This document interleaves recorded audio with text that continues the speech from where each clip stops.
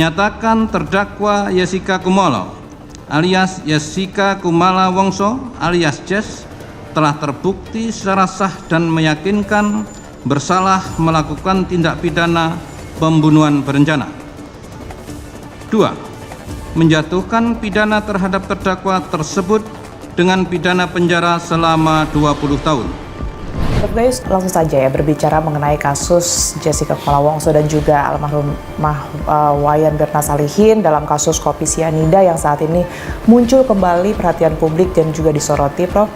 Kita ketahui ya, mungkin perhatian masyarakat pro kontra yang saat ini muncul ini juga bisa sebagai indikasi bahwa ada yang belum selesai dalam tanda kutip pada saat persidangan. Kalau ada ketidaksesuaian dari proses hukum yang telah berlaku berjenjang-jenjang, ya, dari PN memutuskan 20 tahun, PT menguatkan itu menjadi 20 tahun juga, MA di tingkat kasasi menguatkan 20 tahun dengan pandangan yang sama, kemudian hakim-hakim PK juga memutus yang sama.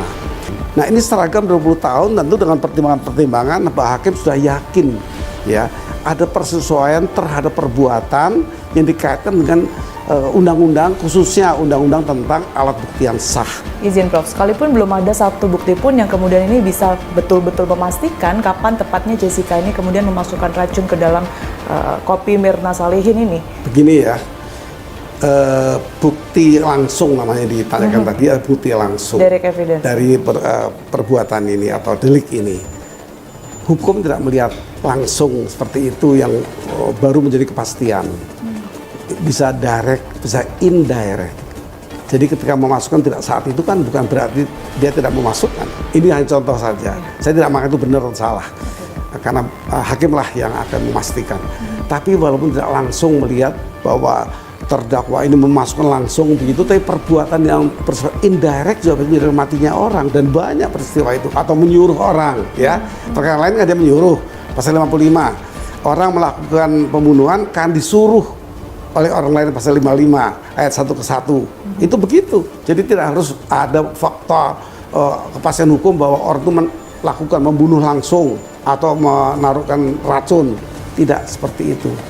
Terus dibilang lagi, ini kan nggak perlu bukti langsung, direct evidence, harus indirect evidence. Ini juga salah penerapan indirect evidence. Itu dalam teori mereka ingin tahunya.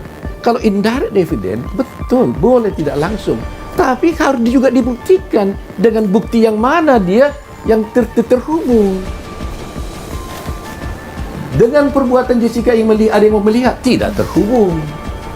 Ya kan? Fakta Mirna meninggal karena cyanida tidak terhubung.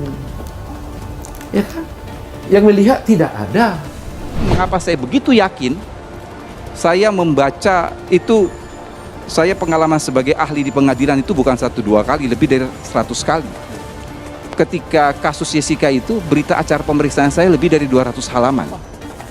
Karena saya membaca seluruh keterangan ahli dan keterangan saksi. Bahkan saya melihat 9 CCTV dihadirkan untuk saya melihat dulu baru saya memberikan keterangan.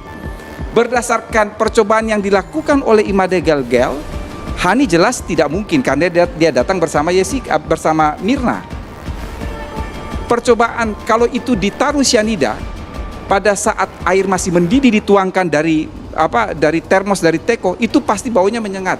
Sementara gerak-gerik Yusuf sebagai pramusaji itu 100% terekam oleh CCTV. Maka pertanyaannya gampang saja, kalau bukan Jessica itu siapa? Hantu. Nah, tetapi Prof Edi waktu kemarin itu menyatakan di sana, saya meyakini Jessica bersalah pelakunya karena dia telah membaca keterangan ahli dari Gelgel, Dr. Gelgel. Bagaimana seorang ahli bisa meyakini? Ahli itu kan nggak perlu keyakinan. Ahli itu kan independen kan. Dan kenapa dia harus baca keterangan Gelgel? Yang dimintakan keterangan dia, bukan keterangan Gelgel.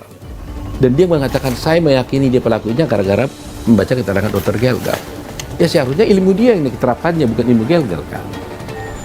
Ahli Ketua Forensik Indonesia sendiri ya, Adi Firmansyah, sudah menyatakan tidak bisa dinyatakan kematian seseorang dengan racun tanpa otopsi. Bahkan dia mengatakan itu dogma di seluruh dunia. Lebih bagus membebaskan 1000 orang yang bersalah ketimbang menghukum 1 orang yang tidak bersalah. Om Edi, sedikit saya mau minta komentar juga. Karena tadi kita awali dengan tanggapan netizen ya, dengan adanya apalagi film dokumenter tersebut. Banyak yang kemudian ini meminta untuk dibuka lagi. Tadi Om Edi juga sempat menyinggung Grasi seperti itu. Mereka mendesak untuk kemudian kasus ini dibuka lagi. Coba aja kalau bisa. Itu sudah inkrah. Kan dia ngomong waktu dia bilang banding, kan sok jago tuh Otto, banding. Nah, bilang lihat aja hasilnya, tolak. Kemudian ke Mahkamah Agung, Hartijo Alkostar lagi mati dulu, ya, tolak. That means itu benar-benar dibunuh si Mirna itu, gitu kira-kira. Buktinya sudah cukup jelas menurut Bang Om Edi cukup ya. untuk hukumnya. Sekarang lu minta gerasi.